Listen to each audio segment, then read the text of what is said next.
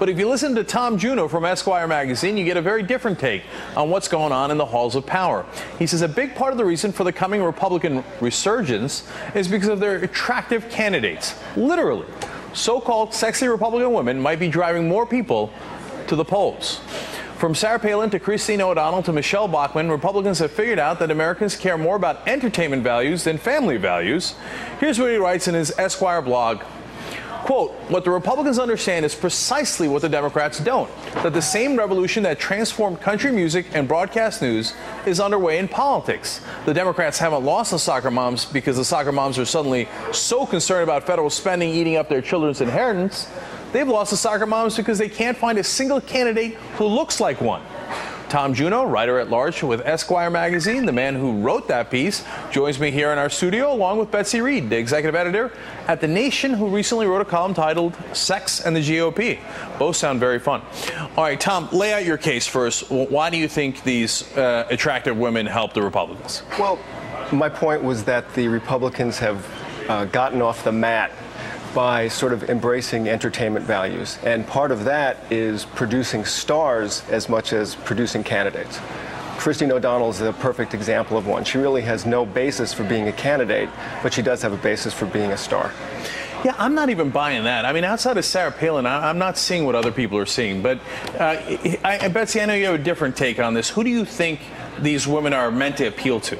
Well, I mean, I think all the polling shows that actually they appeal to men, which is the traditional base of the Republican Party.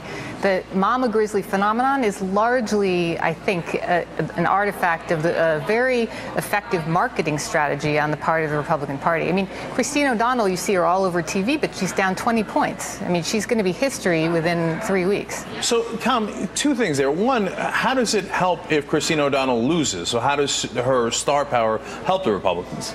Well, I just think in general, they've just put star after star after star, men by saying outrageous things, women by saying outrageous things who are, tend to be sort of semi-attractive.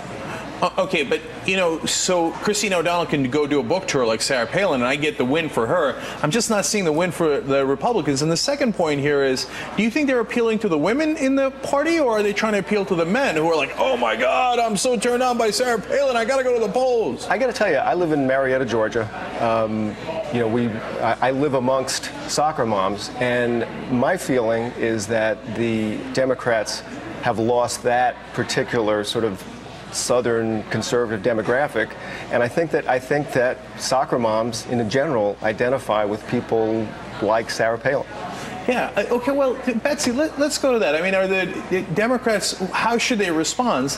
Because if you say that it does appeal to men, because I've read your piece, and you make a compelling point that Michelle Bachmann, Sarah Palin do much better among men than women. Well, okay, that's a winning strategy, at least in appealing to that demo. Should the Democrats follow suit?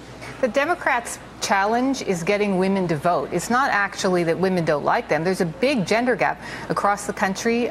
Women, they preferred Obama to McCain-Palin by a significant margin in all of the major races, even the ones featuring Republican women. There's a big gender gap favoring the Democrats. The issue is the enthusiasm gap. The women are economically anxious. They're frustrated. They don't have enough information about the candidates. They may not be motivated to vote. And that is what is keeping Democratic strategists up at night. And Tom, are we, being a little unfair to men here, because women are voting based on their interests?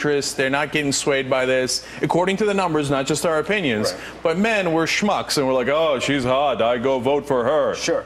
That's what you're saying? Yes. See, are you buying that? Well, I mean, I don't know what the reasons are. I mean, I think the babe factor has something to do with it. I also think that in general, women are more favorable about the government's role in the economy. They're much more supportive of health care reform. They're more supportive of a government that takes a role in, pulling the country out of recession. So, I mean, on the issues, ideologically, women tend to be more liberal. All right. Interesting conversation, as I suspected. Tom and Betsy, thank you so much for joining us. We really appreciate it. Thanks,